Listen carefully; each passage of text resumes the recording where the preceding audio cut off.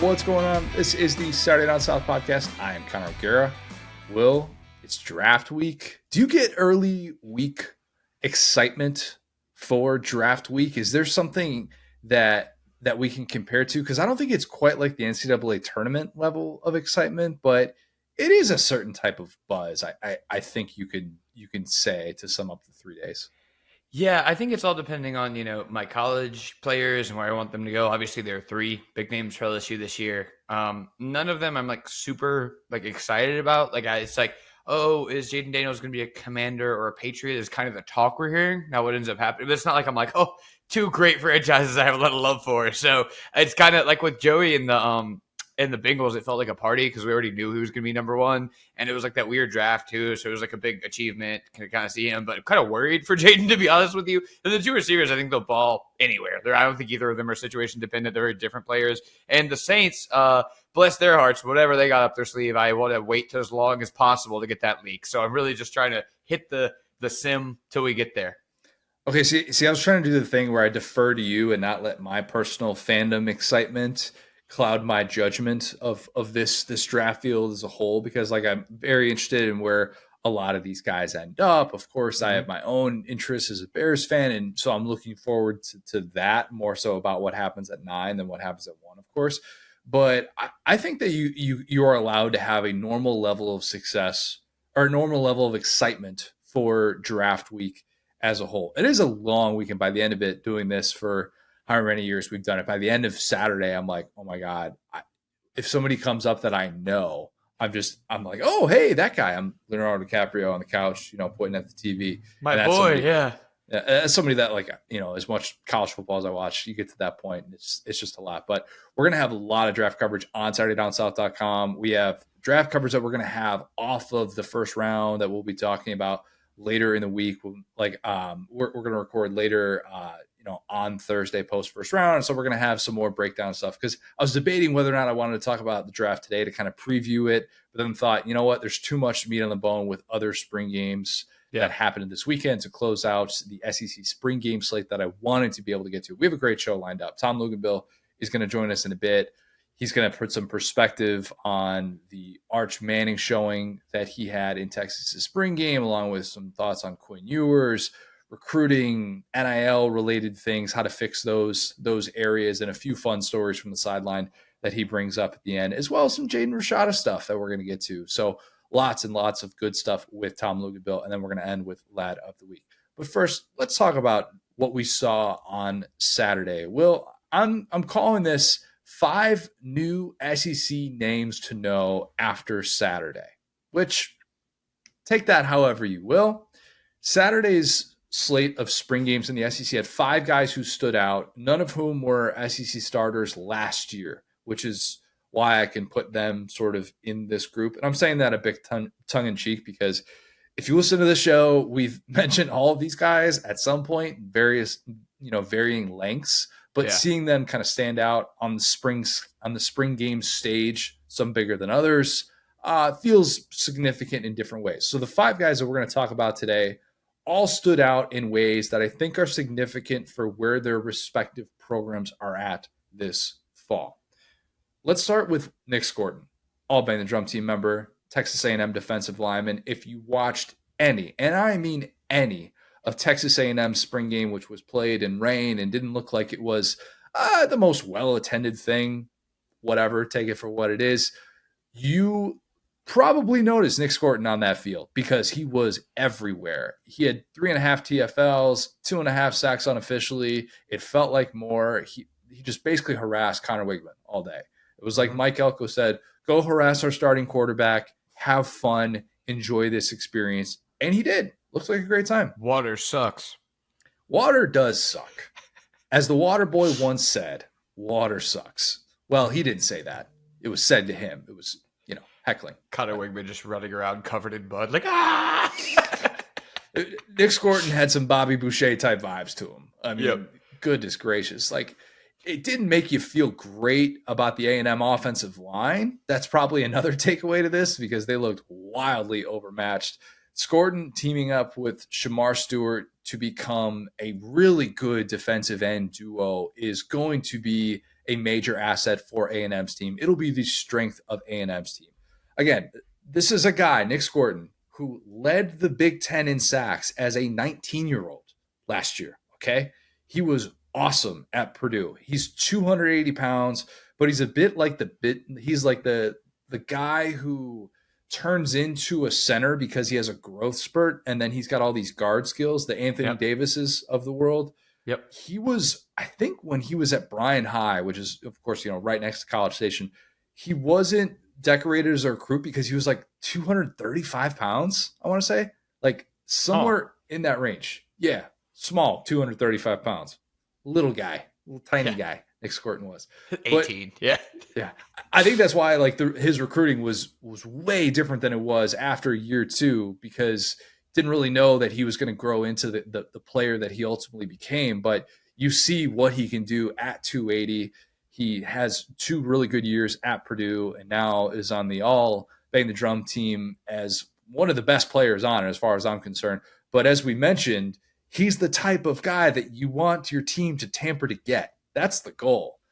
A&M probably tamper to get him. Whatever. Yeah. Who cares? Great. I would love it if my team would tamper to get guys like that. Everybody at home should be saying that. Okay. Yep. He will be A&M's you best ain't cheating. Player. That ain't cheating. You ain't trying. That's the motto in the SEC. If the NCAA isn't going to come out and say that it's cheating, then it ain't cheating. There you go. Exactly. Yeah. So look, I think he's going to be just fantastic this year, and is something that they really, really need. I was kind of going through their schedule and thinking about SEC offensive lines coming off a year in which it felt like so many SEC offensive lines struggled. I think at one point I basically just asked Cole, like, is SEC offensive line play across the board just down this year? Because it feels like it. And looking at A&M's schedule, Will, I thought, man, like outside of that game against LSU, and then, where he's got to deal with Campbell and Jones, maybe Kelvin Banks Jr. for Texas, I don't know that there are tackles in this league who can stop Nick Scorton. I really do not know. Like, he is that type of a player, at least when he's healthy. And if he is at full strength, that guy does not leave the field, and he is going to be a menace every time that he is on it. A&M schedule is loaded with these home headliners where you might have a window to be able to beat someone that you're not supposed to beat. Scorton can be the difference in a game like that. This dude is going to be a problem. If your team is not making plans to stop that guy going into a given game, it will show, and we will all know and point and laugh at you. Yeah, no, I mean, that's the key, right? It's kind of like taking away the first move. It's like, hey, if every single play you got to deal with this guy, then it's like, okay, well then what are we going to do then? Because it's like, okay, we've spent 2 quarters figuring out how to kind of Aaron Donald this guy into a corner. We got 3 guys on him. Well, now we're down 21. So now we found a way. He hits this spin move where, I'm not sure. Again, it's the A&M offensive line, which was basura last year. It was really, really bad. And I don't want to just default to how many returning starters they had, because I've been guilty of that before with certain offensive lines and assuming that that's automatically going to make them not basura. But whenever he would hit this spin move, it was just like, oh, yep, he's there. And he's in the backfield. And he's barbecue chicken. Everybody was barbecue chicken. Like, even the running backs, he defends the run pretty well too, for a guy that you would think of, okay, he's kind of lined up more as an edge rusher. That's more of where his skill set lies. But man, like, he's going to be able to get in the trenches and make some big time plays. So if you don't know the name Nick Scorton, now is your last chance to have that happen. Should be a household name in SEC circles this year. Yeah, I think this is a great example of why I feel fine making fun of Texas A&M, because their floor is only but so low. Like, this is kind of your worst case, right? You pay a guy the GDP of the nation of Djibouti to go away. You immediately bring in the best coach in the cycle. You bring in Colin Klein, because why not? From his alma mater. You get this guy who just again, was the hot commodity. Again, you can kind of talk about some of your guys leaving, but that's not how it works. Like, you don't get to say, oh, our guy left, so we're going to rate him at the top, because that's a guy leaving. It's different. It's not like you had access to that guy. So point being, yeah, immediately A&M feels like they have reloaded. And as we joked about with A&M for years, and as it kind of like the media over and over and over again fell into the trap, it's like if they simply had like 2010 level competent coaching, they would have been like pushing for the SEC every single year. So it's like, yeah, maybe their talent this year isn't quite, maybe it's 80% of what it was, but their coaching is going to be so much better because Jimbo was just committing malpractice. He was just committing tax fraud. Mike Elko knows how to develop defensive linemen. Oh, yeah.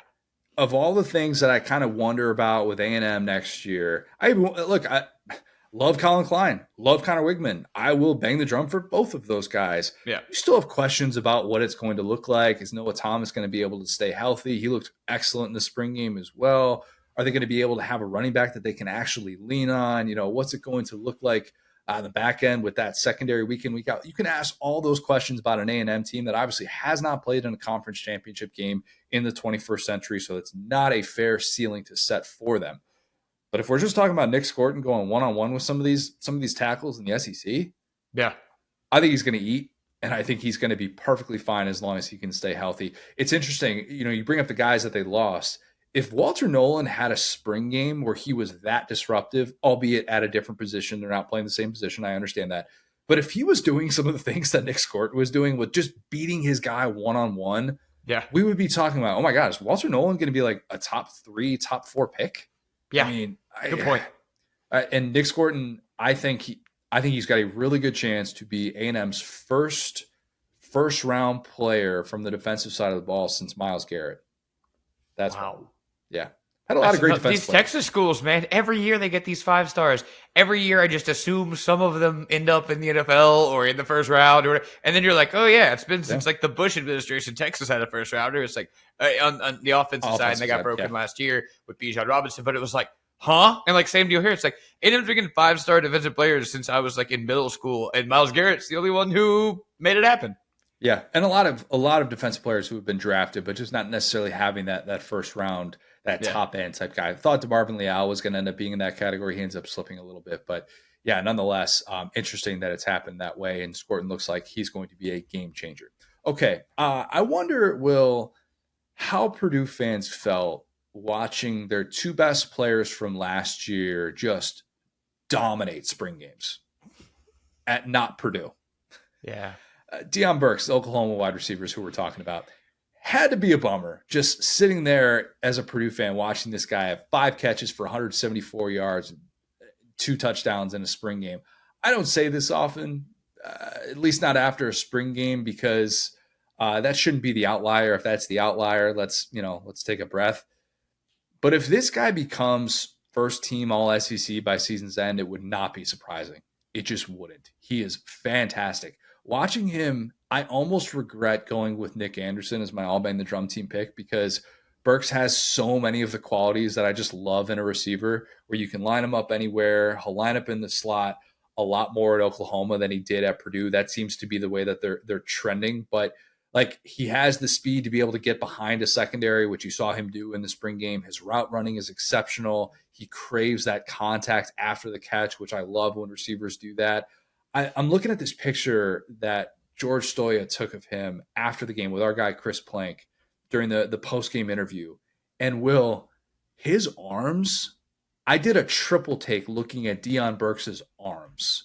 They are built out of a lab. Take that for what it is. Look at this. No, this is nuts. This is seeing them get bigger, like start off as big and get bigger over the years is even more nuts. Goodness. Can I get this guy's arm day routine? If you're ever like a coach's college, be like, hey, I got a question off the books. Curls? Like, what are we working with here? That's everything. That's genetics and then some. But my God, I mean, that's the type of guy you're trying to tackle in space. And it's not that he's, some 6'4", 6'5" guy. He's a sub 6 foot receiver, but he's got a little bit of Luther Burden to his game, who, look, Luther Burden fared pretty well when he made that transition, going from that sub 6 foot receiver on the outside to making that transition to the slot on the inside. And obviously that's a pretty drastic example, but nonetheless, man, I think we're going to see Burks get some of those mismatches where he's just going to make a defense look silly. He's going to make a defensive coordinator look really, really dumb, and he's going to make fans go, why in the world was that the plan? How did we get in that type of situation where it was such an easy touchdown? He and Jackson Arnold are a new duo that'll have a lot of Oklahoma fans feeling really confident about their transition to the SEC. A lot of things are going to determine how that looks year one in this new conference. But if Oklahoma is even in the playoff conversation with that brutal schedule, a schedule that if Florida didn't have the schedule that it has, we'd be talking about Oklahoma's schedule. Trust me when I say that. It feels like it'll be because Burks has become this unstoppable force for the Sooners, which I would absolutely not rule out. Yeah, I think to answer your question at the top, this scenario with Purdue fans sounds like one of those old Kentucky message boards things that they used to do, which is like, okay, what if I told you the basketball team makes a national championship game, but the football team loses all their talent? And it's like, all right, we'll take that. And so it's like, yeah, good news for Purdue, basketball team. So that's what you got to look forward to. Oklahoma, good news for you. This guy looks horrifying. I would not like to arm wrestle him. He looks like he is like exactly what you just said. It's like if you get in on these guys during the spring, and that's like why I love like the amount of kind of like grinding you do for this stuff, because it's like we'll see him coming. You know what I'm saying? This is the type of guy. It's like my boy Nick Harper. It's like, oh, well, he'll be there. He'll be there somewhere. We're not sure if it'll be one big catch, one big moment, but it'll happen because when you start to see what these guys bring to the table and how many of these boxes they check, it's like, yeah, okay, this is a guy right here. This is a dude. Yeah, you can look at what a guy did, from a production standpoint the previous year, and Burks had a solid season. He was a second team All Big Ten guy, or maybe he was honorable mention. I can't remember what it was, but like over 600 receiving yards, 7 touchdowns, and then you kind of look at, all right, well, what are his surroundings? He's making this transition where they're transitioning away from the Jeff Brom offense. His quarterback situation isn't particularly good, and then you look at what he's going into at Oklahoma with. A passing game that should be fantastic if they can protect. That's a big question, this Oklahoma offensive line, a kind of lingering question for that program this year. But man, if they can get Jackson Arnold some time, they are going to be able to take advantage of some mismatches on the outside with the receiver depth that they have. And one of the reasons why I was so high on Nick Anderson is like I feel like he's a guy that you're going to have to make plans for with an over-the-top type help or something like that. And if that's the plan, and if it's single coverage on DM Burks, that's a very winning formula for Oklahoma. All right, Blake Shapen, the Mississippi State quarterback. Shapen is going to be the starting quarterback in Starkville. That's mark it down. That's not really much of a debate. It's still weird to me that Will Rogers is back there. It's going to be very strange when you consider Blake Shapen is wearing number 2. I hate that he did that because Will Rogers wore number 2. And come on, man. That's so mean. It's so mean. I can't believe that. Can you think of these SEC Network announcers, a Taylor Zarzer, a Tom Hart? Yeah, these people are going to get up to the mic, and forever they have just audibly said Will Rogers drops back to pass, whatever. And now that's going to happen. So don't, Mississippi State fans, don't feel like your guy's getting slighted or anything like that. You're going to do it yourself, okay? Trust me. It is the best statistical quarterback in SEC history. Like it's like when you really look at the raw numbers. Like I don't know why you would even allow that to happen. Like it's unfortunately a new guy. You could just be like 3 or something. Yeah, can't retire his jersey. Like that's a little bit weird, but just don't be too, man. The optics are kind of weird. Look. I think Blake Shapen looked great in the spring game after coming from Baylor. This is going to sound like a lot, but it's actually kind of not. He's the best deep ball thrower that Mississippi State has had since Dak. Okay. Think about it, though. Think about it. Will Rogers wasn't his thing. Right. KJ Costello, he threw deep well against LSU, but not against everybody else. Sorry. You knew that was coming. No, those were crossing routes. It was all yak. You didn't even have to mention him. True. Okay, fair enough. Tommy Stevens, Garrett Schrader, that wasn't his thing. And Nick Fitzgerald, that wasn't his thing either. Shapen had 11 completions of 40 yards in each of the last 2 seasons at Baylor. He had 6 more 40-yard completions over the last 2 seasons than Quinn Ewers, which, look, that's relevant because those guys are playing against the same competition. Obviously, Blake Shapen is not the player that Quinn Ewers is, and he's not the player that Dak is. But you see in the spring game why Jeff Levy wanted to establish his offense with a guy like Shapen and somebody that has a skill set that should be able to play and is going to give you a higher floor. his poise in the pocket and his ability to scan the defense is going to be valued as a 2-year starter at Baylor. He dropped one in a bucket 40 yards downfield to the transfer that they got from UTEP. And it was like, that's something you haven't had in a minute. Mississippi State's last time that it had more than 9 40-yard passes in a season was with Dak in 2015. Half the SEC had more than that last year. That's not good. And I get it. Part of it's the Mike Leach air raid. It's not, you're not taking downfield shots. I get it from that standpoint. That's just not necessarily been their MO. The issue for Blake Shapen could be whether the ground game gives him any help and if these receivers give him any help. Because I think with the right surroundings, you'd be talking about Blake Shapen in probably a different way. And I think the ideal scenario for him would be a lot more 2020 Felipe Franks at Arkansas, more than 2023 Peyton Thorne at Auburn. Okay. And I know that I use that example a lot. I use 2020 Felipe Franks as kind of a benchmark for what a quarterback in year one of a situation like that is trying to do. I mean, he's got a rocket. I get it. Yeah. Yeah, like I just think it's important from the standpoint of, look, you're trying not to be a total doormat on that side of the ball. And it's very easy for a coach to try and say, well, I've got time here. I want to bring in this redshirt freshman or even have a true freshman starting early on. I want to get them reps. I want to do this. Some of those guys just aren't ready for it. And Blake Shapen will be ready for it. Like, I don't really doubt that. But I just think that this is a roster that has a very uphill climb in year one. And I don't know that Blake Shapen is necessarily the guy who's going to elevate his surroundings consistently enough for them to all of a sudden be like some 7-8 win team. But Jeff Lebby believes that he can be great in this offense. And Lebby's evaluation of quarterbacks so far has been really good. And that's why he got this opportunity in the first place. I think a lot of his success will come down to scheme, getting protection, and being able to make those on-time throws. You do those three things, all right, then we can start talking. But yeah, establishing a year one offense, that's going to depend on the success of Blake Shapen, especially after Mike Wright, our old friend from Vandy, who then was at Mississippi State last year, stayed on board with the new coaching staff. He hit the portal. We found that out right before we started recording. So it will be the Blake Shapen show in Stark Vegas.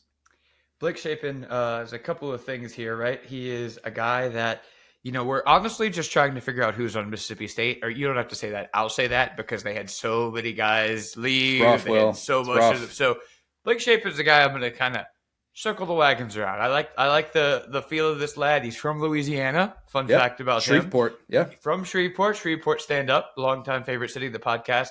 And he looks like the type of lad that would pull over in the side of the road and help you change a tire. He's got the floofy hair. He's got a nice smile. Looks like just a lad. So actually, he's already my favorite Mississippi State player. I think I'm gonna go ahead and be in his camp. I was trying to process because I didn't want to kind of turn the page from Will Rogers until I officially kind of heard you say it, because you just never. It's just one of those guys. It's such a weird situation. And I loved Will Rogers, but this guy's fun. Like you said, he's a fun guy. I think that this is going to be a hopefully different in every way from last year, Mississippi State team, but even different from some of the successful Mississippi State teams that Mike Leach had. Joe Moore had a little bit too. That offense wasn't it was a little bit at Penn State, it was a stretched out offense, but it was a little bit of a talent situation where they had a little bit better of a line, a little bit better receivers to be thrown to, and they had McSorley. So point being, I just think that never got to materialize. So this is going to be a fun offense. I think this is a guy who, he could show a little bit of mobility. He can, hit the throws when they're there. And yeah, I mean, I think that this is exactly the style of quarterback that you want if you're kind of in that rebuild hopium mode, because he seems like a fun dude to root for. I'm on his side. The comp might be... This might not be a fair comp because they definitely don't have those dudes on the outside. They don't have nasty wideouts. But the comp is a little bit post-Hugh Freeze Ole Miss, maybe, of what they're going to look like. I can see that. Yeah. Where you get them in some of these games, and maybe it's a little bit Drew Lock Mizzou-ish in its best case scenario. You get what I'm saying? Yeah. Where hopefully not in the SEC play. Right, yeah. Well, that's kind of what I'm saying. Is that he'll get hot and who's this guy? And then he'll hit the SEC play and it's you face a better competition and all of a sudden it's you're very much overmatched. But then you have those games where in a given day it's 52-7 against a lesser competition. You're this is fun. You can actually do some things with this offense.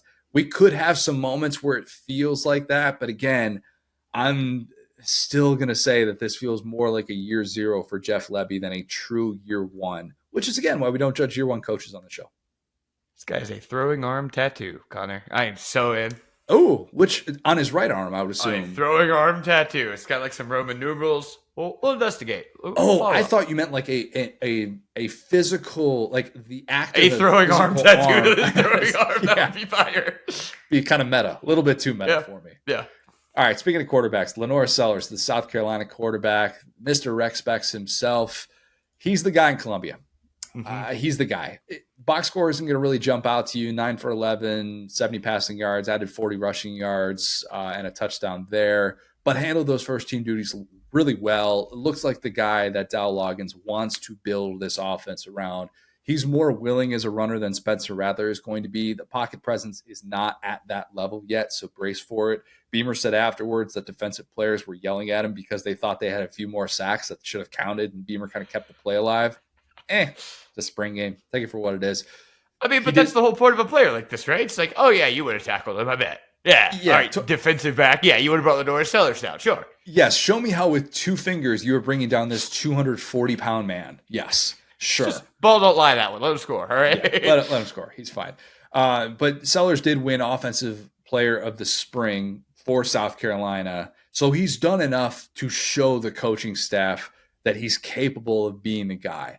And with all due respect to Robbie Ashford, it feels like South Carolina would have taken a bigger swing in the portal if they were lacking confidence in Sellers. And I know the Malik Murphy thing, that was an option at one point. AJ Swan looked like it could happen, but it wasn't necessarily the widest net cast for quarterbacks in the portal.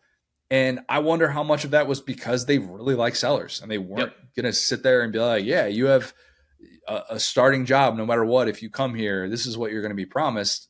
I think some of that was because they feel like he is a quarterback of the future, even if he has some growing pains early on. He's a roll of the dice. He is, because he doesn't have a single pass attempt against FBS competition. All 4 of those last year came against Furman. You can show me highlights against Furman. You can show me a spring game from last year. You can show me recruiting rankings, what he did in high school. It's still different until you actually get out there and do it. South Carolina is trusting its development. It's trusting those practice reps more than recruiting rankings at this point. That's really what this comes down to. I think Robbie Ashford is a much better insurance policy than some SEC teams have, because at least you know what you have in him, and you know that he can pick up yards and move the chains against SEC defenses, albeit in a very one-dimensional fashion. Listen, if you're a quarterback, at least be one-dimensional, kids. I always say it. It's better than no-dimensional. 1 is greater than 0, Will. Yep. Words to live by. We're going to have to add that to the Saturday Down South podcast bylaws. It's in there, definitely. Yep. Beamer wouldn't come out and name Sellers his starter. I will. He's the starter. He's QB1. I'm very interested in what happens for him this year. And look, I don't want to call it a make or break year for Shane Beamer, but it's a pivotal year. It's a pivotal year. History shows us you can't have 2 bad seasons in a row in the SEC, and off seasons are long when you don't go to a bowl game. Shane Beamer knows that very, very well. Bummer that we didn't get to see the duo of Sellers and Rocket Sanders, who's banged up, unfortunately, and he's going to be back over the summer, it looks like. But yeah, the Lenora Sellers experience is very much underway, and I think South Carolina fans are feeling pretty good about it. There's a clip that Gamecock Football posted of a sideline shot of him running towards the pylon, and I'm watching it and feeling fear. Large man. Maybe it's my PTSD from being a sideline videographer, but I'm watching him cut outside and going, I'm a big guy. I just don't really want to lower a shoulder right now. I feel like this guy would take me out. And so, yeah, I mean, this is exactly the style of quarterback I love. We've talked about it over and over again. If this was, a segment in Pitch Me, I would have to recuse myself from Lenora Sellers' conversation. Not only, he's a dual threat because he has the rec specs like Horace Grant. Yes, he does. The fact that you brought up Horace Grant in this conversation before I did, stunning. Upset of the day. Yeah, because it's becoming fewer and fewer. And have we ever seen a football player with rec specs? Oh, yeah. I mean, Rodrigo. Okay, that's a kick. Not to be this guy, but that's not like a guy who gets tackled or a guy who tackles. That is a kicker. Let's limit it to quarterbacks. It's got to be a quarterback. It's got to be a quarterback who's worn true rec specs. I don't know. It might actually hurt. That's what I'm saying. It might actually hurt. Like, I feel like having a helmet rattle into those might hurt. But anyway, so Feels like this kind of wide open SEC is going to be super fun. I know I've been saying it over and over again, but like it just feels like every team is just has a guy to root for right now, and that there's not like this Death Star. There's not really like a team that's like, oh, you got this guy coming back, and I think Sellers, having that trust from Beamer, sticking around, not transferring, and like exactly your point, I agree. It's like, okay, KJ heads out to UCF, and what are we going to do? We could go to the portal and get the guys we've kind of been talking about. You know. I don't I don't really think that's like the way to do it. So I think that it's a smarter thing to do to promise recruits and say, hey, if Beamer is on your side, we like he will believe in you. You want it to go anywhere. And I bring up KJ because they were in conversations and kind of pulled out. You know what I'm saying? And they were like, okay, well we like our guy. So yeah, I think it's super cool. It's dumb that this is a heartwarming story that a guy was recruited and is now playing a couple of years later, but it is what it is. I think that especially with a coach on the little bit of the hot seat, it's kind of hard to tell with Beamer because his highs are so high and his lows are so low that you could probably talk to 10 boosters and get 10 different answers. That's not my official, like I don't know anything, but that's how guys like that are. Like some people remember the wins, some people remember the losses, but they could have, and we've seen it with, even guys like Nick Harbor that just already brought him up. It's like, they've gone out and shown they can kind of get some of these guys. They can get the Birches, they can get these like some 5-star recruits, and they've been able to do that historically, even going all the way back to Spurrier and Muschamp. So point being, like, yeah, this is the most fascinating team. I think they go under the radar just because of they look so bad sometimes, but when they look good, man, when this offense is hitting, when Sandstorm is going like this, here we go. This is a quarterback that it feels like a death sentence to go into Williams-Brice, have Sandstorm playing, and go stop him from doing what he wants. Lenore Sellers going to have a Steven Garcia moment in 2024. You want to go on the record? Fire. I'm just saying. Yeah. Prediction's yours. We're going to have probably a bold predictions episode at some point. Chaos scenarios that we'll run through. Lenore Sellers being the star of college football for a day. All right. I believe it. Let's end with another redshirt freshman quarterback, but a guy that's not necessarily going to be starting this year. Got to talk Arch Manning. Ever heard of him? I have. Names to know. Names that you are hearing about for the first time. Arch Manning, definitely part of that group, of course. Which last name is doing more hard work right now? Is it Harrison Jr. or is it Manning? Probably Harrison Jr., but not by much. Not by much, Will. Move over Peyton. Move over Eli. Move over Archie. Get the hell out of the way, Cooper. Dang. Arch is here. Okay? He's here. In all seriousness, that was great for Arch. It really was. Yeah. He was phenomenal in that spring game. Comes out of the gates, boom, 75-yard touchdown pass. You could hear how fired up the crowd was as soon as he uncorked that ball, and you could see how fired up he was to be able to connect on that. He completed his first 10 passes in this game. He hit a ball to Isaiah Bond at the end of the first half that probably should have been caught for another touchdown. Ends up making up for it later on. Isaiah Bond, pretty noteworthy day in his new digs as well. But I loved it. I loved seeing Arch navigate the pocket the way that he did. I love the different arm angles you'd see on some of those passes outside of the hashes. I love that he had some serious mustard on those balls over the middle. Even a couple moments where you could tell he was trying to put a bit of touch on the ball. And almost like when Peyton was on target, but it would be a little bit wobbly getting there and it would have enough touch to be a catchable ball. Arch has a little bit of that too.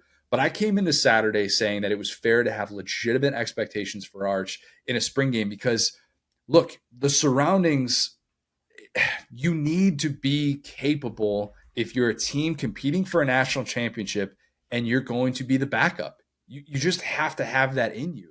Sark had praised his development a ton throughout spring.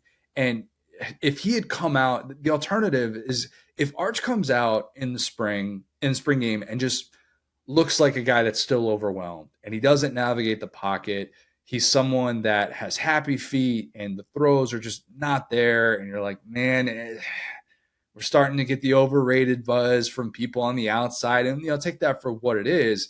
But if you come out and do those types of things, it makes us question what a coach is saying about you internally. And that's an important thing. That's more so what this evaluation comes down to. And instead, Arch comes out and essentially does what Malik Murphy did last year.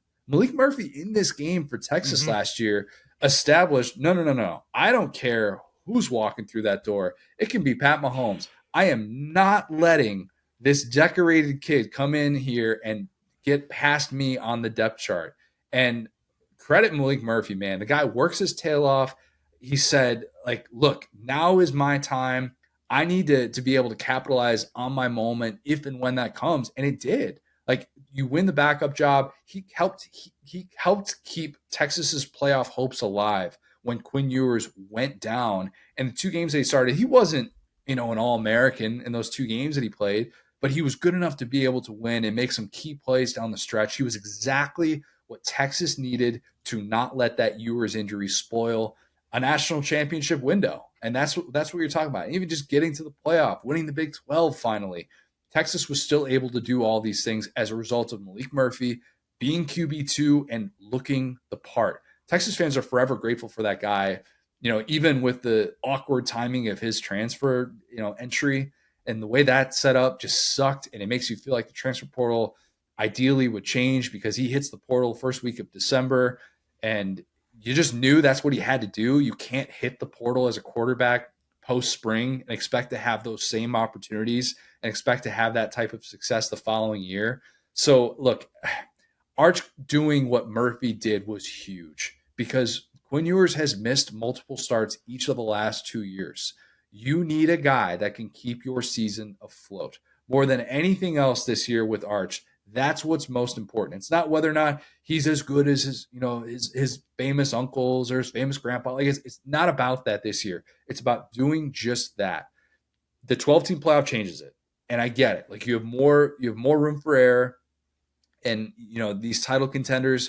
Maybe we're going to see a team win a national title that goes 10-2 in the regular season. Like I get that, but think about this scenario.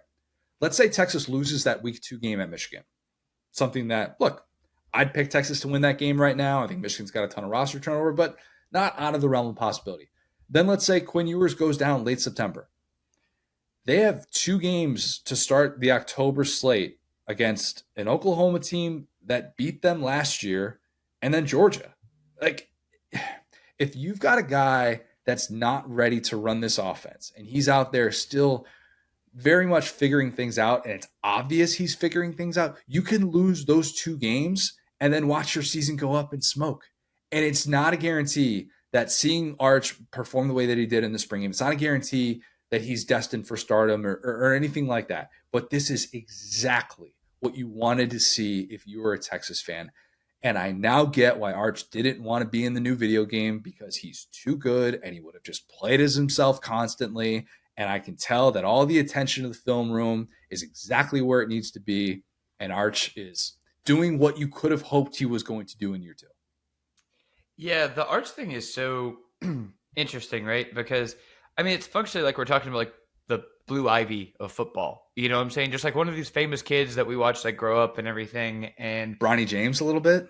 Bronny James is another good one. Yeah, like exactly. It's like it's yeah, because I don't know where Bronny was at exactly as a recruit. That's another one of those things where the services all kind of rated him differently because a lot of it was the last name. That's another last name that's doing a lot of hard work, good looks. But yeah, when you really take a step back here, gosh, Texas just has an embarrassment of riches going on, man. I mean, it's like Quinn Ewers is feeling like chopped liver. This is a guy who's the highest rated quarterback recruit in the history of recruiting. And Vince Young is actually number 2 ever. So Arch is like the 3rd best Texas quarterback recruit ever, which is pretty good. The 2nd best on his team. So yeah, just an absolute embarrassment of riches, like I said. And this just goes to show, we talked about the differences between, what Florida's dealing with right now with Billy Napier, DJ Lagway, and what Texas is dealing with, which is that like they made the playoff last year. They're chilling. Like if you're sitting here going, Steve Sarkisian doesn't know how to manage a quarterback room, like, all right, man, like, all right, bro, like you're a hater beyond. And you got to understand too where these narratives come from, right? And when people talk about, oh, Arch is going to transfer, Arch is like, no, this is all part of the program. They knew about Quinn Ewers, you know what I'm saying? Whenever they all made the decision, you could have gone to Georgia, you could have gone to Alabama, you could have competed for these jobs. I'm not breaking any news here, but I think the Bill Rowe job would be a little bit easier to win than the Quinn Ewers one.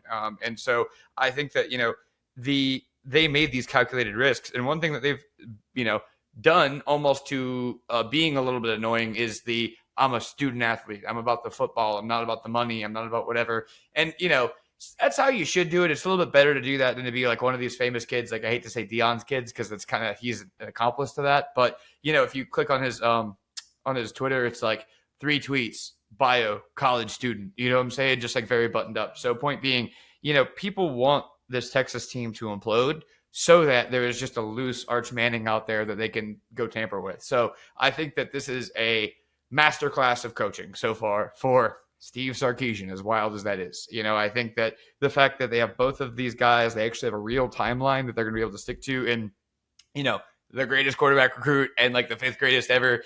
And they're actually have already gotten kind of the stigma off of Texas from last year from appearing in the playoff. Again, like it's a big step. I'm not going to say they're totally back or anything, but like one bad season is not going to get Sark fired at this point. He's already done what many, many, many coaches have tried to do since Mac Brown left. So point being, like, this is one of the few situations where the coach actually like, has the power and the players are like, you know what?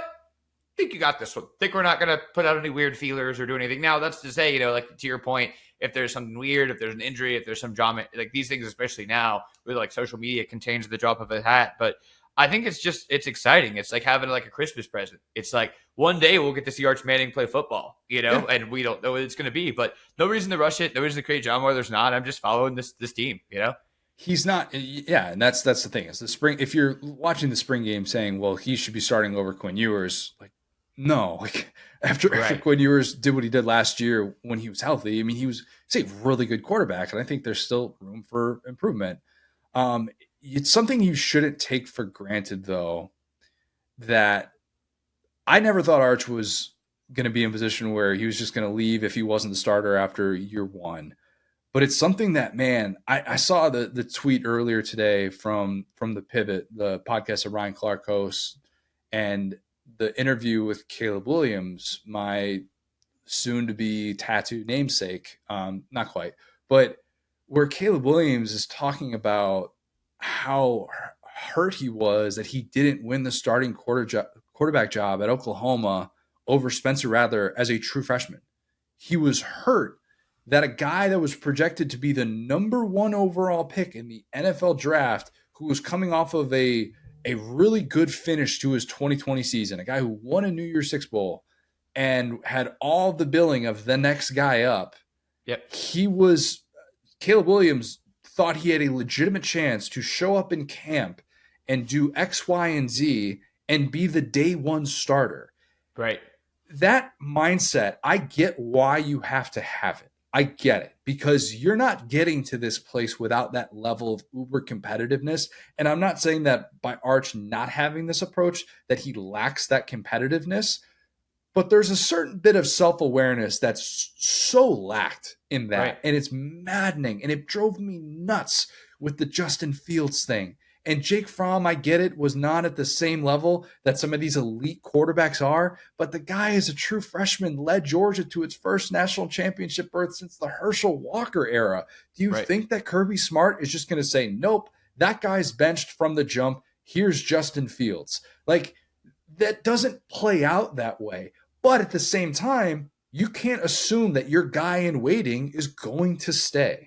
And so that's the place where I will actually say it's significant that we've never, had this necessarily like real bit of ammo that Arch is going to leave. Like there's never been stuff floated out there where also, he's unfollowing this person on Instagram and doing this. This is why I talk to you though, because like you from the beginning have said this completely and nothing else.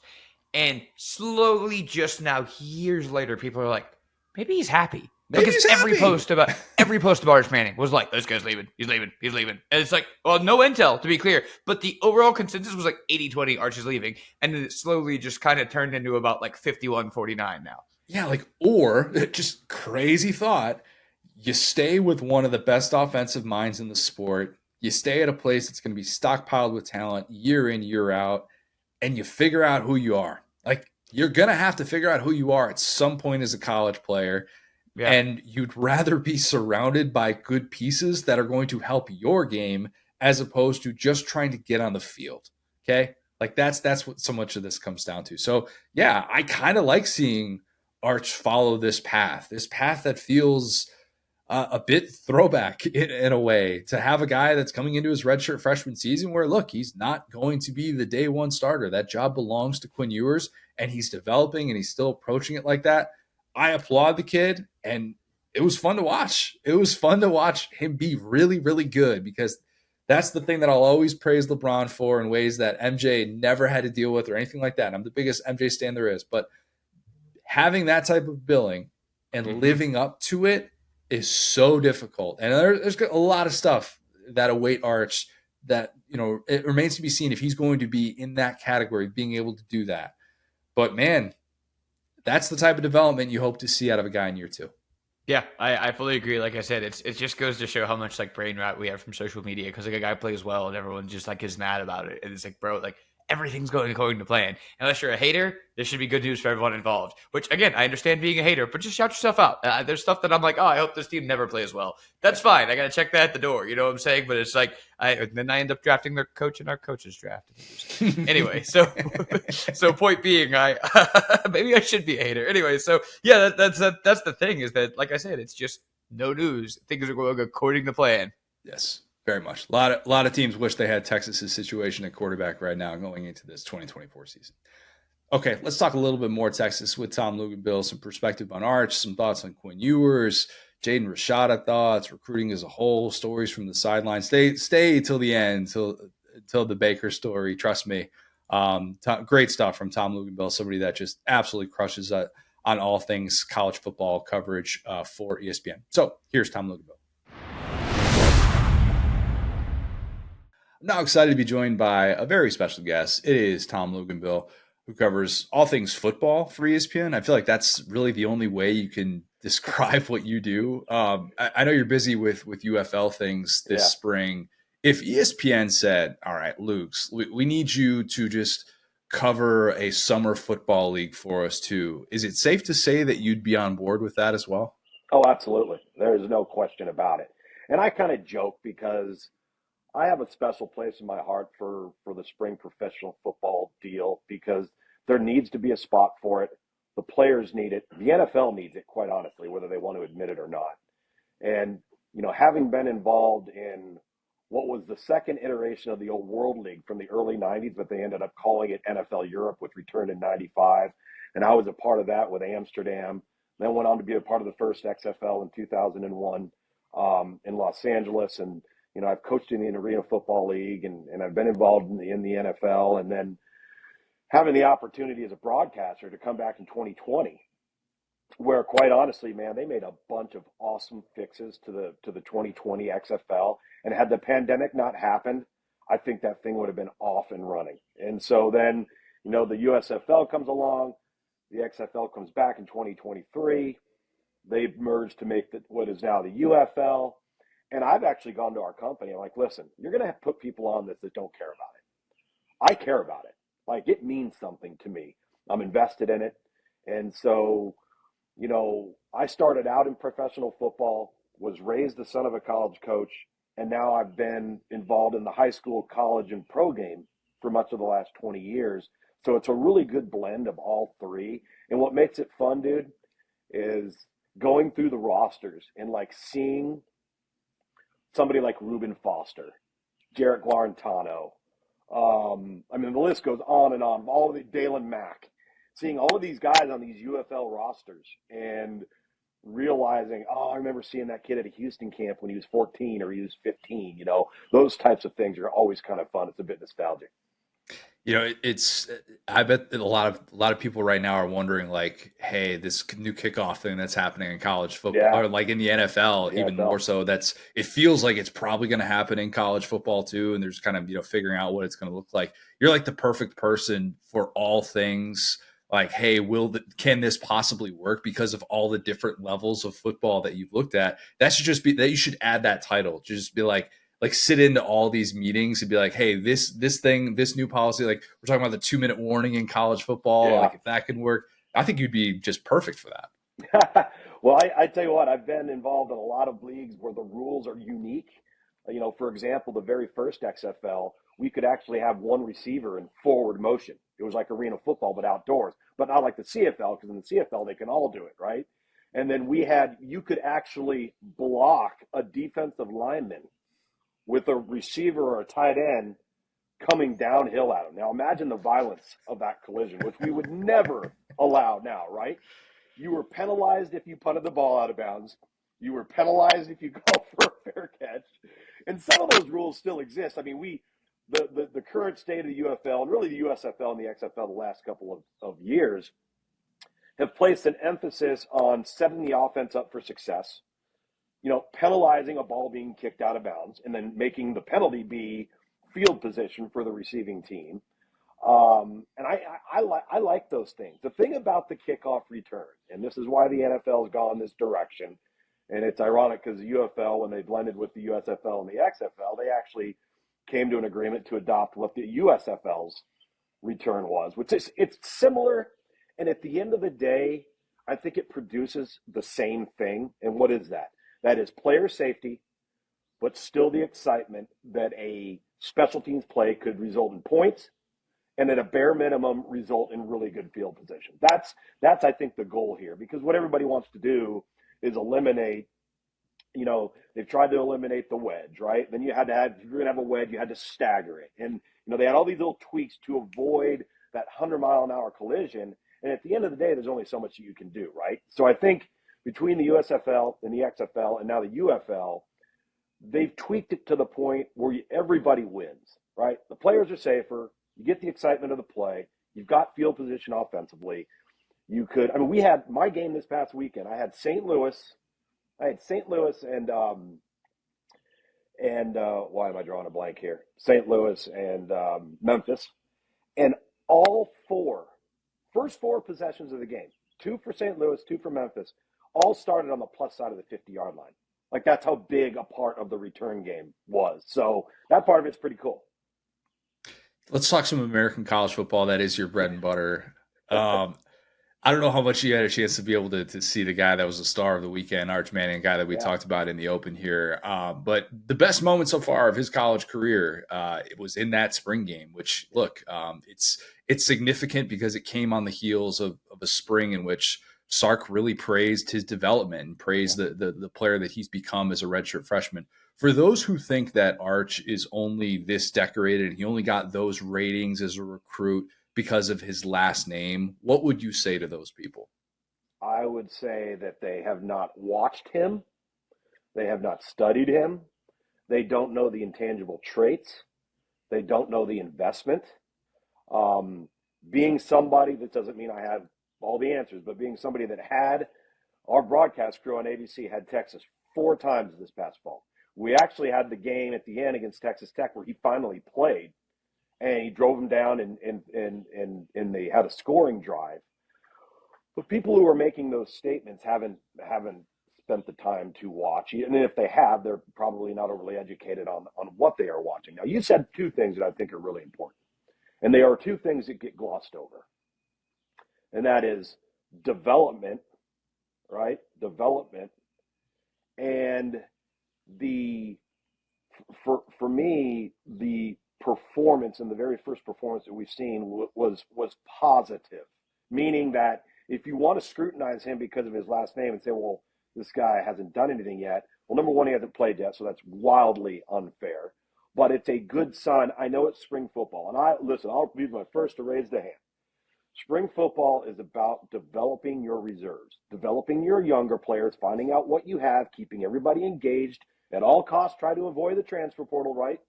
And so you're trying to get those moments in those environments for somebody like Arch Manning to have a big day, to get some confidence.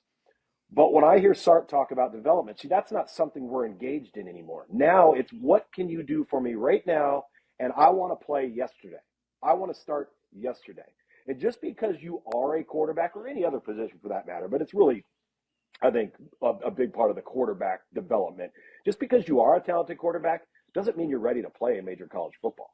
You have to have so many things aligned in your favor to, number one, succeed, and to handle that jump that is far more mental and emotional than it is physical. All of these kids, heck, I go to a camp every weekend for the last 20 years, and I can tell you all of them can physically play right away. That really rarely has anything to do with whether or not you can actually perform to a high standard. So the fact that Arch Manning has been willing to do what he's doing tells you that he sees the big picture. He sees the long view, right? Now, Does that mean that because of this performance in the spring game that he could go out on the open market and find a place where he could play right away because of that spring game? Sure, he could. I mean, anything's possible. I mean, this is the transfer portal era. Would that surprise me if he did that? Absolutely, it would, because Arch Manning, when his time comes, will be so far greater prepared to succeed than he ever possibly could have been if he chose to go somewhere besides Texas to just try to play right away, or if he would jumped in the transfer portal in December to just try and play right away. And that's not the approach that he's taking. And there are plenty of examples that we can look at in the National Football League. Steve McNair didn't play right away. Aaron Rodgers didn't play right away. Look at Jordan Love right now. So there are plenty of guys out there that sometimes you look at him and you say, boy, that guy really had the good fortune of not being thrown to the fire. Is there a comp outside of his family that he reminds you of? Because when I look at him, I see some early Matt Stafford stuff with the arm angles that he likes to work, the release, kind of the ability to navigate the pocket. Again, still early. Wait and see what it looks like when you're actually live and you can take some of those hits. But is there like a name that's come up? And it doesn't just have to be watching him in a spring game, but that you've thought of that his game kind of resembles? Actually, the guy at the LA Chargers, Justin Herbert. Now, he's not quite as tall as Justin, and he doesn't have, and very few people have Matthew Stafford's arm, okay? But I will say this, Arch Manning's arm from his senior year in high school to now has changed drastically. He's got more velocity on the ball. He's got more power on the ball. That was something that I would, if I was to scrutinize him coming out of high school and say, okay, is there a deficiency? I'd say, okay, well, maybe he's got a good arm, not an elite arm. Now I'd probably say he's trending more towards an elite style arm. But the powerful release, the arm angle stuff, the athleticism, I think that's the one thing too, man. Like, no knock on Eli and Peyton, but this guy's different when it comes to athleticism, and they didn't have that. That's a trait, I think, in the sport of football that is more important now than it has ever been before. You don't have to be Lamar Jackson, but you have got to be able to extend plays, create on your own, meaning you're going to avoid the 7-yard sack, even if it's for a 2-yard gain. You know, those are the types of things that Arch Manning can do that his uncles couldn't do. It feels unfair to ask this, but I got to ask it anyways, just because I'm sure there's a lot of people wondering this right now. It is easy to forget that Quinn Ewers was a higher rated recruit than Arch. Which player do you look at right now and you would say has the higher ceiling just for their college career at Texas? Well, for their college career, probably Arch, because of the path that he's taken to eventually get on the field. You know, people fail to realize that Quinn Ewers almost did not play organized football outside of a couple of handoffs at Ohio State for close to 2 years. Yeah. So there was this expectation because of a recruiting profile that he was going to jump on the field and just light the world on fire. And that was anything, it was so far off of reality. And Sark would have told you that. I had 2 Texas games 2 years ago. And the difference between Quinn Ewers in that year one and Quinn Ewers this last year was, I mean, it was night and day. I mean, it's opposite ends of the spectrum. And so that still means that there's a high ceiling for development for Quinn too. Don't get me wrong, but Quinn was thrust into a situation and into an environment that a lot of kids would not have been able to handle. And to be honest with you, I think there are components that Quinn Ewers did not handle well, which led to his offseason overhaul of his appearance, his habits, his weight room appearance, his diet, all of these different things that he went from year one to year two, and the light came on, and I think he realized if I'm going to be what everybody is saying I'm supposed to be, then I need to make some changes, some personal changes to how I prepare, how I look, what my appearance is, how I outwardly look amongst my teammates, what my body language is like. That's night and day from year one to year two as well. But I don't know if Arch will ever have to go through that part of it because it's been such a, like, here's the curve for Quinn, right? This is the curve for Arch, right? And that's 2 entirely different worlds you're living in. Be honest, the broadcast when you guys had 4 Texas games, that there was always going to be that priority in the production room of, hey, we got to get the Quinn Ewers, the arc, his entire storyline. We got to work this into the Oh game yeah, conversation, the weight loss stuff. It was every single game that he yeah, played. And I get it, because when you're that decorated as a recruit and you look the way that he does and you're playing in this high profile program, I get it. But it is yeah. funny that was brought up ad nauseum. By the end of the season, you're like, tell me about his in-season changes, because I've Right. heard so much about the offseason stuff. Well, I'll listen. I'll be the first one to say, and I was very critical of him last offseason, and here was why. He's got this. He has a personality that I think can work for you and work against you. So he's got this very calm, easygoing, laid back demeanor almost at all times. You don't see a lot of fieriness. You don't see a lot of up and down emotion stuff from him. The problem is, or it can be, and I think it was his first year, is when you have that personality and things aren't going well, it can come off as bad body language. When things are going well, you look like you have ice water in your veins, right? Nothing phases you. This is easy. Bing, bing, boom. We're going to pitch and catch you here, this and that. But I remember standing on the sideline in Stillwater, Oklahoma, and Texas was playing Oklahoma State, and Oklahoma State is playing better than Texas, performing better than Texas, ended up winning the game. And the worse the game went for Texas, the worse the body language was on that day for Quinn Ewers. But it wasn't that he changed his body language. It was what was happening in the game reflected as if it was kind of like a ho-hum, kind of oh well type of thing. And I don't think he means to do that. You can go back through the first 3 to 4 weeks of the season. You can look at the Alabama game and watch Quinn Ewers on the sideline. He's fiery. He's got some edge to him. He's vocal. Nobody's ever. How many people before this last season could ever raise their hand and say they've actually heard Quinn Ewers' voice? It's a good point. Right? So, but you got a little bit of that. So I think he looked at himself too, and he watched himself, and he realized, I have to carry myself different. If I'm going to lead this team, and I'm going to be the voice, and I'm going to be the guy that's the face of this thing, then it's got to be better than it's been. And he, to his credit, man, he deserves a ton of it. He went out and did it. It feels like he was at the beginning of this wave where things really started to shift in recruiting, with like reclassifying, having NIL come into play pretty early during that process. Yeah. How much have things changed with the way that you cover recruiting in these last 3 years compared to even probably the previous 20 years of covering recruiting? Oh, it's you can't even compare the two, Connor. I mean, it's and that doesn't mean it's all bad. Doesn't mean it's all bad, but much of it is, because we are so far removed from what college football or basketball, whatever sport you want to throw out there that's affected by name, image, and likeness in the transfer portal.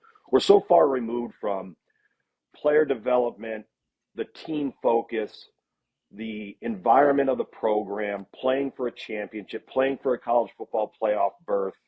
These kids and their parents and I'm not saying all of them. I don't want to generalize everybody, but I can just tell you this. I never heard any of these things until 2 years ago. And that is, what can you pay me? What is the NIL package? Nobody's asking any questions about the scheme. How do I fit? Can I be a mid-year enrollee? What could my role be? I want to major in this. Nobody cares about any of that stuff. We're so far removed from that. And the problem is the narrow focus of the transfer portal and name, image, and likeness, and everybody wanting that immediate gratification has put, I think, a lot of people into a position to make a very, very bad decision. And so I'll give you a prime example. We are seeing now kids sign for no other reason than what type of NIL package. All right. So then they arrive on campus. It's really hard. They're not the big shot anymore. Nobody's walking them around and parading them around, telling them how great they are. They're probably getting their butt kicked a little bit on the field or in the weight room. All right. So now it's shell shock. That coach that was patting them on the back, telling them how great they are, he's now de-recruiting that player. I call it the de-recruitment phase, and it happens to all of us, right? So now all of a sudden that nice guy, he's cussing at me in a drill, or he's on my ass. And now what happens is the first inclination is, well, I'm taking my ball and I'm going home. I'm going somewhere else. Because you didn't sign on to that program for any of the reasons that should have been involved in the decision, right? You did it for one reason. And all of a sudden, everything else around that gets hard. You're not an employee, so like they can't sign you to a contract. You have all the freedoms in the world. You don't have to perform to earn your name, image, and likeness, Connor. That's the other embarrassing part about all of this, is we're creating an environment and an atmosphere of no accountability whatsoever. Like if you and I went out and we had a job and we got paid a salary to do the job, if we don't do the job, guess what happens? We get fired. Well, because they're not employees and we're going to pay them X, Y, and Z, and they decide, I'm going to transfer somewhere else, they're still getting that money. There's no accountability. And if I hear one more person say this, oh, well, the coaches can leave whenever they want. The players can leave whenever they want. Well, I've just watched Caden Proctor, Penny Boone at Toledo, and now Louisville, which will then be a third coming up. So Alabama, again, will be the third for Caden Proctor. Okay, I dare anybody to name me one head football coach in college football. One. I'll give you the last 20 years that has taken 3 jobs in 18 months. Gosh, because even the one and dones, like Drink spent 1 year at Appalachian State, or Arkansas State had all those runs where it was like the future Auburn coach was going to spend that 1 year there, Right. Gus Malzahn. Right. But in an 18-month stretch, yeah, you're right. It is extremely rare, and it is something Gus, where you like can't Gus make that went count. from Hugh Freeze at Arkansas State. All right, he leaves and goes on to become the head coach at Ole Miss, and then he's at Ole Miss until they let him go. Gus Malzahn is at Auburn until they let him go. My point is we keep talking about these player freedoms, but there's no accountability on the side of the player. Yet we act like they're the same as the coach. And I want somebody to point out to me who has done as a head football coach in major college football what Penny Boone is about to do by the end of this next 2-week period.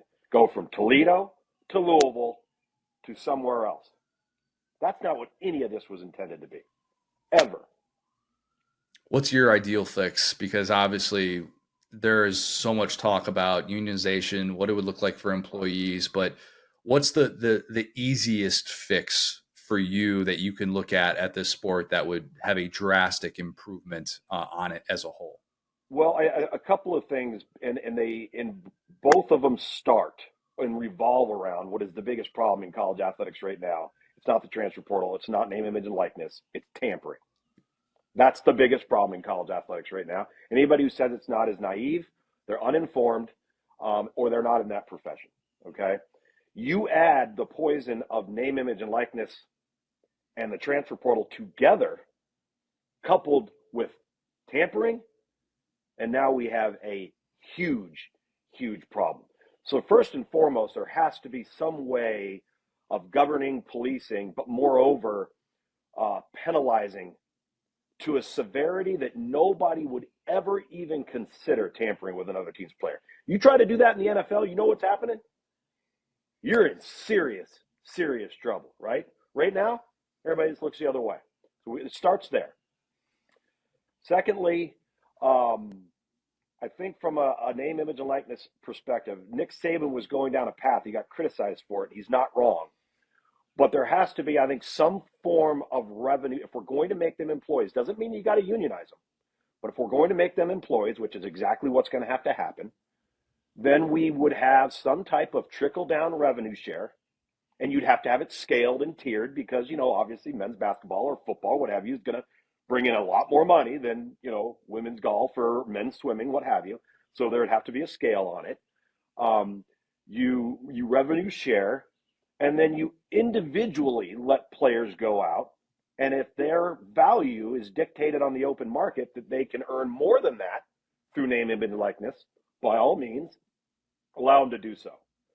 I think the coaches, I have not talked to one coach, Connor, not one, that is anti-transfer if we had rules and stipulations and guidelines on it. And I haven't talked to one that's anti-name, image, and likeness. But you talk to all of them and you talk about those two things together, along with tampering, they got a big problem with that. And I don't blame them. So, I think that is something that they're going to have to become employees because it's the only way to stay out of court. It's the only way to avoid antitrust stuff. The transfer portal part from a collective bargaining agreement is how we get to an answer in the transfer portal, meaning that the university, okay, is going to have to give. The player side would have to give. We would have to sign these players to contracts. They would be required to perform under those contracts. You wouldn't be skipping games. You wouldn't be skipping a bowl game. You see any NFL guys when their team is out of playoff contention with 4 weeks left in the season? Do you see NFL guys just walk onto the street and not play anymore? You know why they don't? They're not allowed to, because they have a collectively bargained situation with the league. And so I think from a transfer portal perspective, and it often gets referred to as a reflection of the NFL free agency period. The difference is you have one free agency period. So for a calendar year, all right, at least those NFL teams know who's on their roster, right? And they have length of terms of contracts for who's on that roster. And then when the next period comes up, they know exactly where they stand. That's not what we're doing in college football right now. We're basically saying if we took the same model we have in college football and you added it to the NFL, how in the world would the Green Bay Packers compete against the Dallas Cowboys in free agency if every single player could go anywhere they wanted every single year? Because that's what we have in college football right now. So imagine that insanity in professional football with ownerships that might have a much bigger standing than an ownership in this small market or what have you. That's how that whole thing survives. It's revenue sharing. So, but when you start to discuss it in those terms and you start to realize, and we're dealing with bigger rosters in college football than the NFL is. We're dealing with more teams than the NFL is. So there has to, the making them employees and the ability to collectively bargain is the first path we have to go down, because that's the only way that we put any type of guardrails on this thing, and there would be accountability on both sides. The guy that's become one of the unfortunate faces of this, and especially now that he entered the transfer portal, as of right now, we don't have any clarification on where he's going to end up, though there's been speculation that Georgia could be the front runner. Jaden Rashada's career as a whole just kind of feels like a bummer that would have played out differently 6 years ago. And I shouldn't say played out, because obviously this is somebody who just finished his true freshman season, but all the things that are kind of said about him, some of which he's brought upon himself, some of which are it just comes with the territory when you make the decisions that he did. But what do you kind of make of the way that things have played out for him so far? I think he's the poster child right now for what's wrong. And when you put yourself in a public position where you've acknowledged that name, image, and likeness is essentially your primary focus. Because we're also talking about a player that prior to injury was the starting quarterback as a true freshman for Arizona State. Okay. Now I understand Arizona State's not playing with the same deck of cards that Georgia is in name, image, and likeness. I get that. And I understand that he gets it too. But if I'm a coach at another school, and I know it's the premium position on the market, I get that. And I know he's talented. We had him in the Under Armour All-America game. Trust me, I know he's talented. But if I'm a coach at another school, I could care less about what he can do physically. The number one question that I'm asking is, can I trust this guy? Can I trust this guy to care about the locker room, to care about the team, to be the best version of himself, to commit to a program, all right? Forget the name, image, and likeness. Forget the fallen through deals that, we all heard about with Florida and, him decommitting from Miami and then he ends up at Arizona State. Now he's going to go on the open market again. You have to start asking questions that everybody wants to criticize if you ask them. But how do you not ask those questions if you're responsible as a program for putting the best 22 players on the field each and every week? And you're talking about a quarterback that's got a decommitment in high school, another one from Florida, then to Arizona State, now Arizona State to we don't know where. And so I think the downside in all of this is eventually this is going to start catching up with these guys. It's going to catch up with a Penny Boone. Probably he's not going to catch up with a Caden Proctor because he's played a lot of football. He also plays a premium position, so he's given a longer leash. Doesn't mean it's right.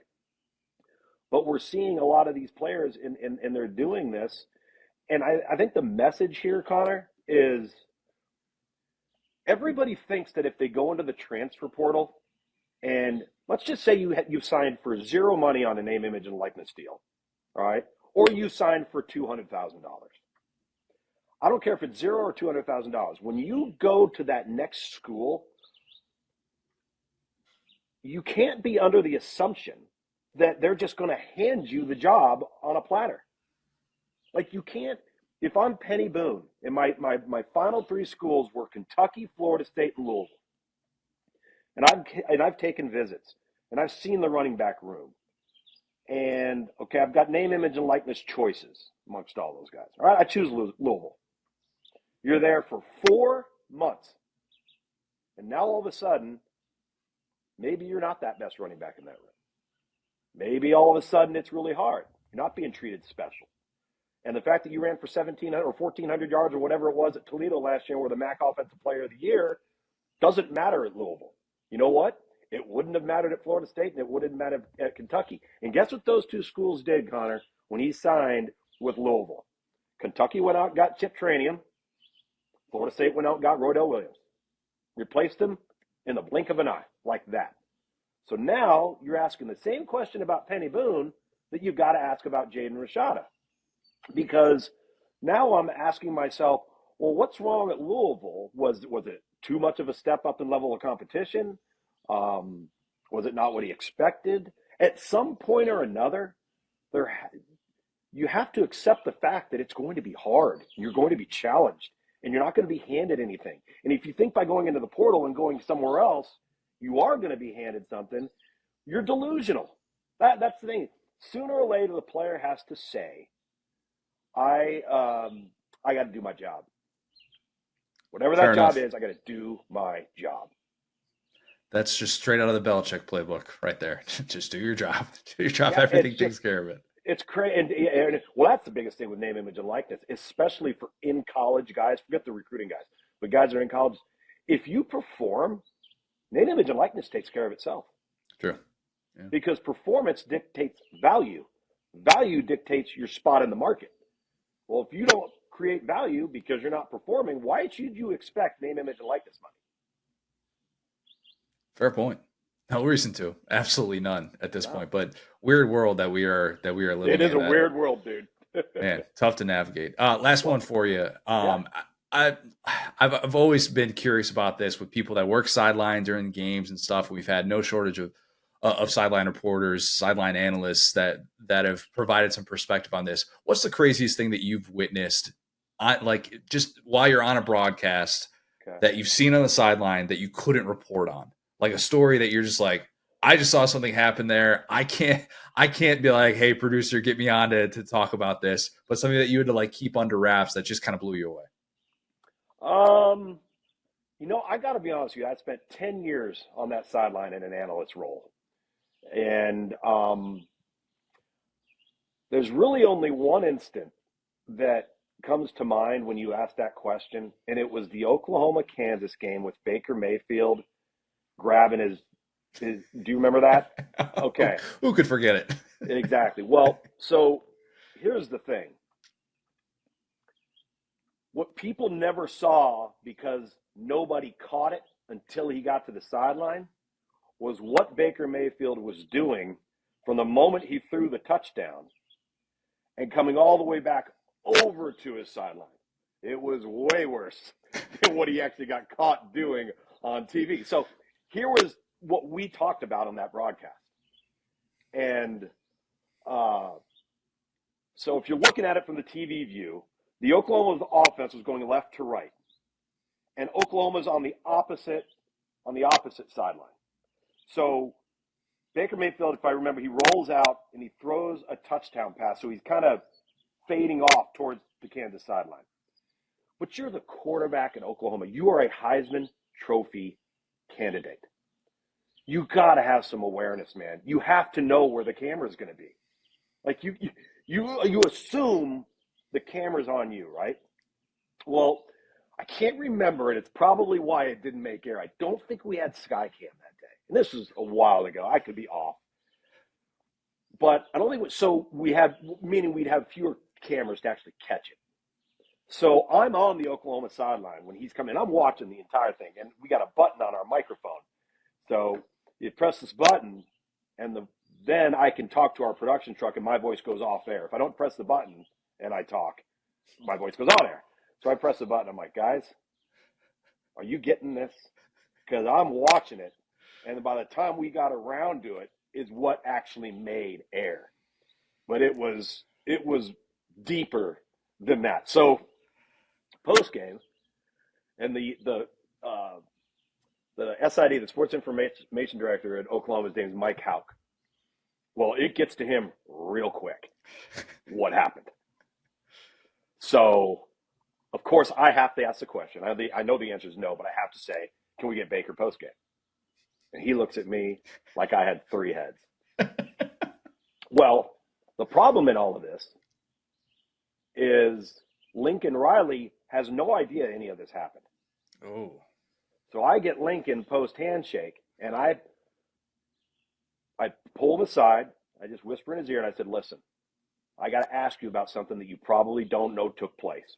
But you have an incident with Baker.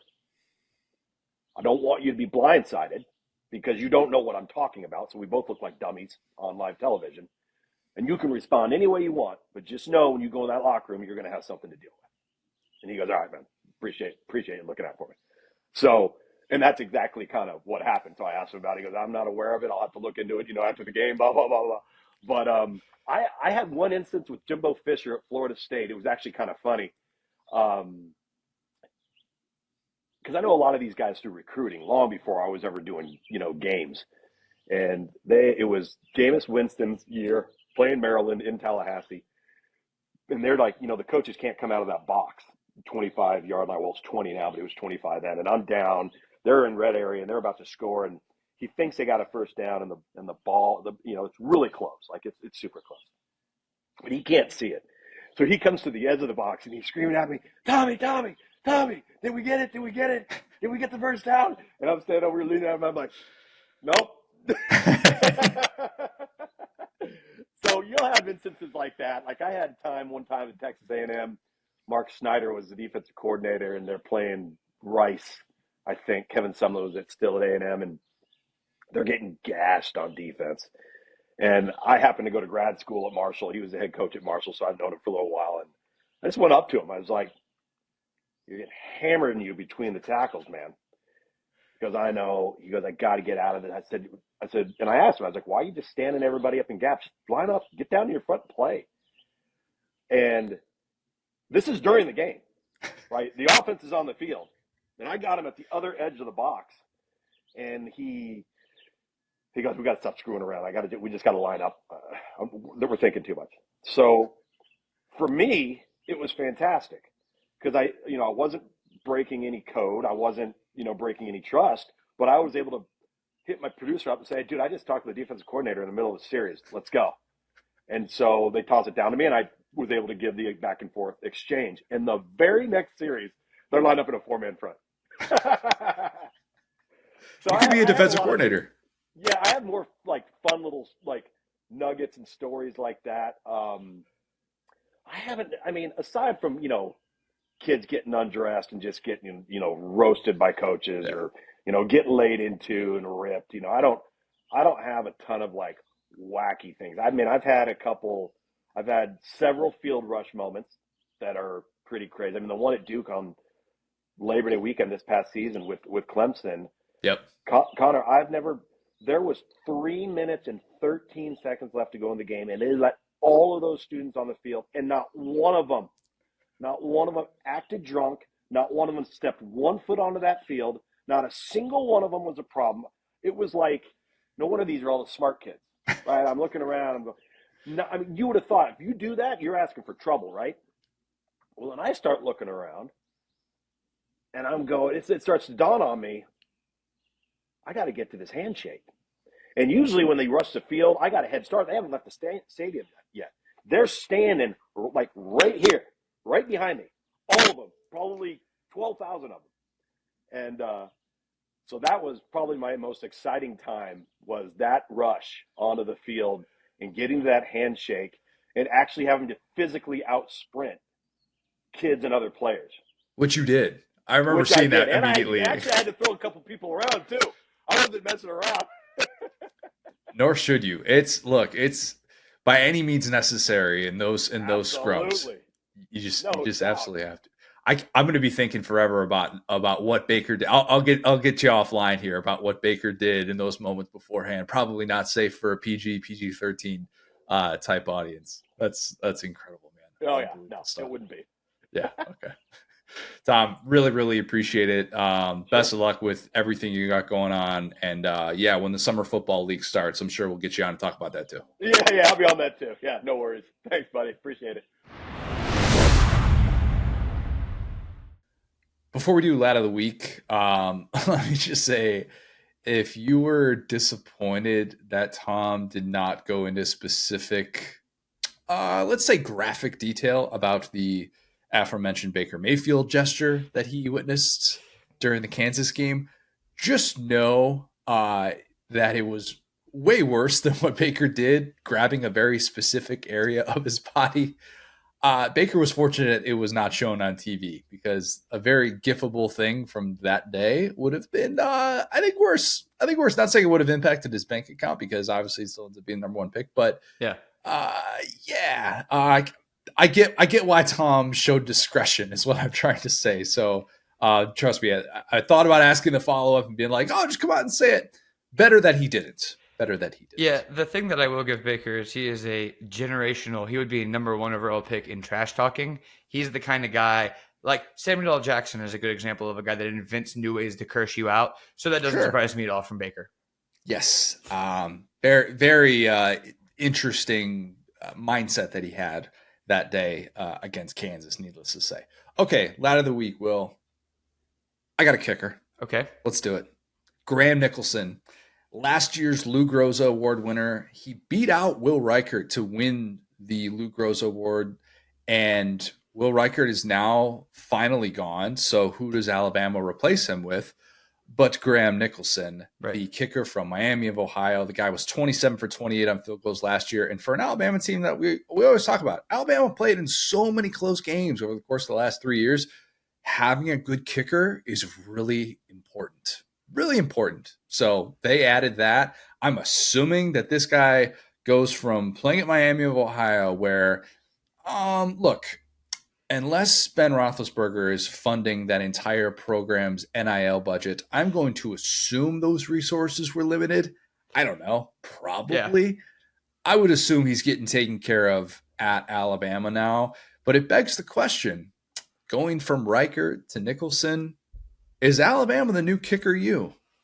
I was just thinking this, man. We're living in a world where LSU has not one but two Heisman winning quarterbacks and a terrible defense, and Alabama has not one but two amazing kickers. Amazing, steadfast, dependable kickers.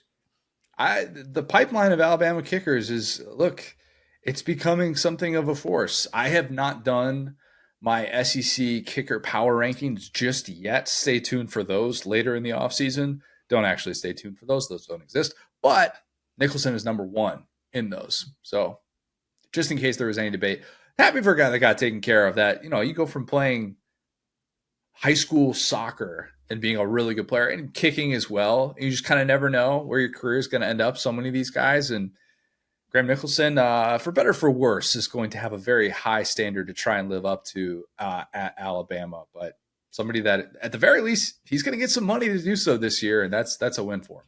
Times they are changing. Yeah, I mean, if you had told me, hey, well, one of these two things is going to happen in 2008, the Pac-10 is going to implode, still the Pac-10 back then, or Alabama is going to have like 6 years of kicking utopia, and LSU is going to miss a playoff because of their defense, I would go Pac-10.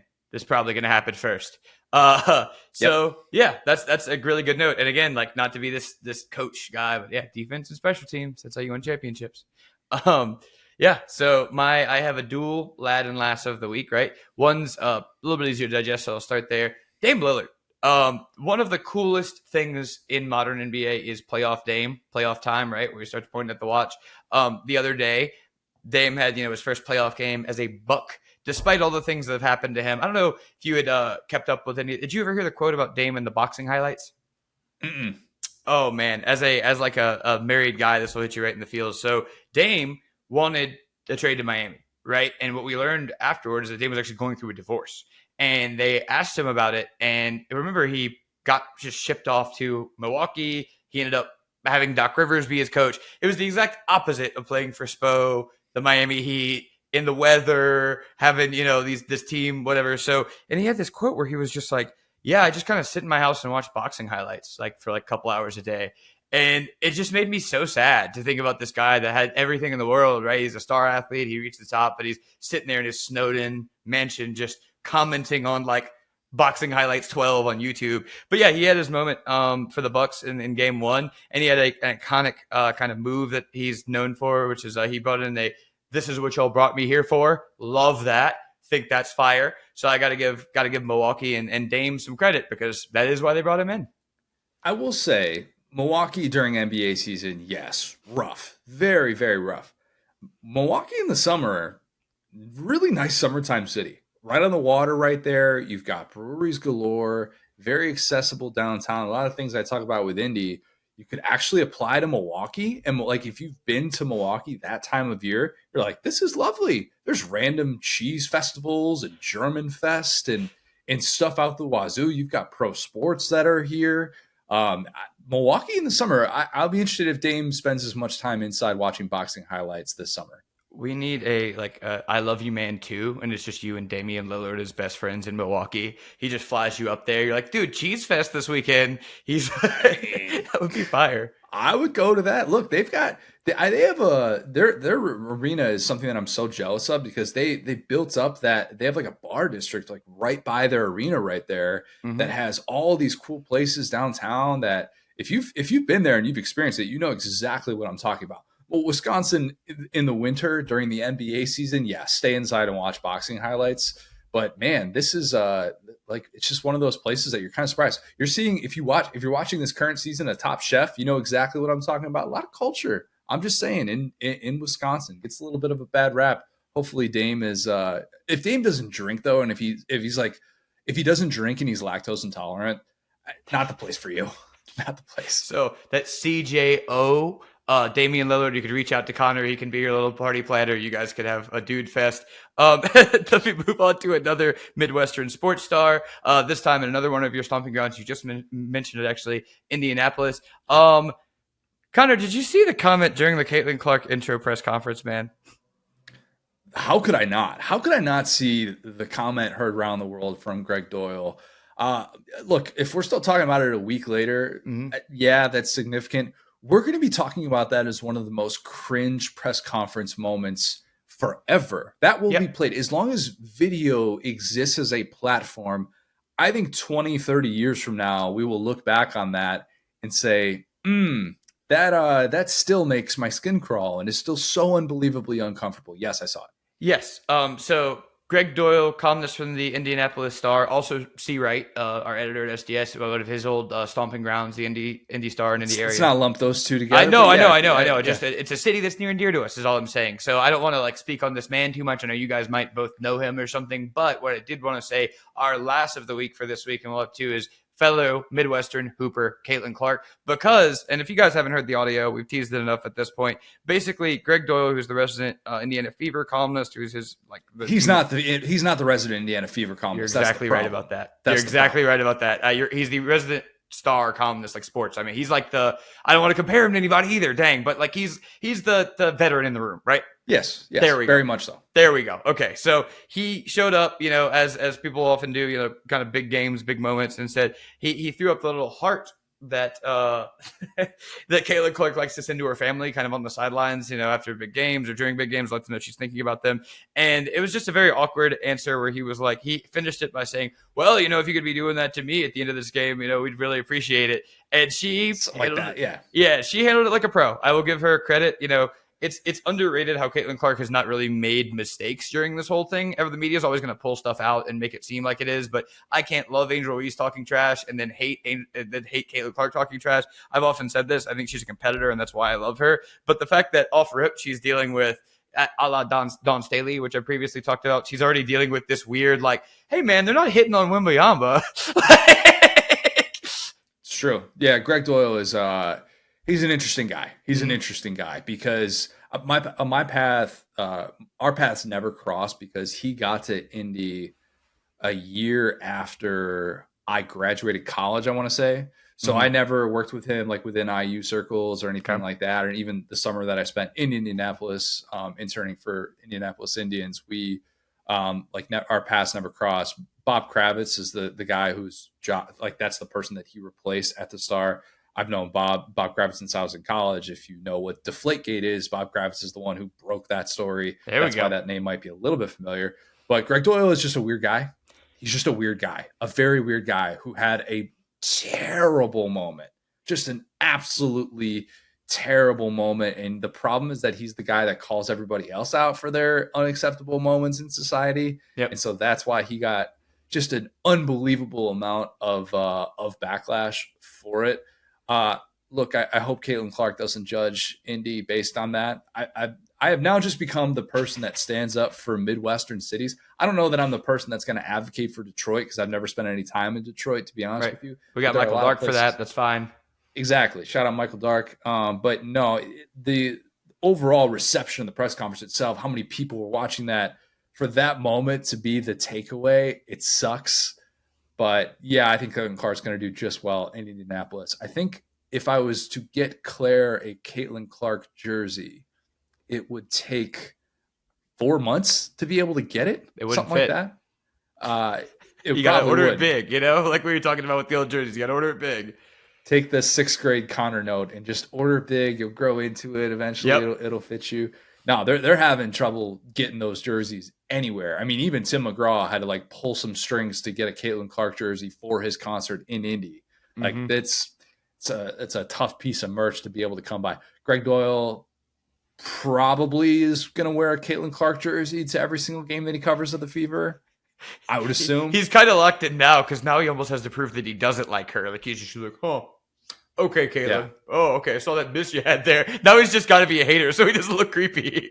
Kind of does. Yeah, he's kind of damned if he does, damned if he doesn't at this point. Not an ideal precedent to set. Caitlin Clark, last of the year in sports, perhaps. Very much so. And don't South Carolina fans, I know South Carolina won a national championship. We gave South Carolina plenty of flowers. All right. Dawn Staley was last of the year before her because she was a champion. Dawn Staley is currently in the running for last of the decade. So we're all good there. All right. We're gonna have draft coverage coming off the heels of round 1. The way that we usually record like earlier in the day on Thursday. We're gonna record after round 1 wraps up late on Thursday night, so that by the time you're listening to the next episode, hopefully in your car, maybe driving to work on Friday morning, at work on Friday, we will have full round 1 coverage and probably be spinning some things forward to the rest of the draft. But a couple of interviews I'm really excited for that will be coming down the pipeline as well. So look forward to that. If you have not, leave us a 5-star review, subscribe to our YouTube channel where you can watch every single episode of the Saturday Down South podcast.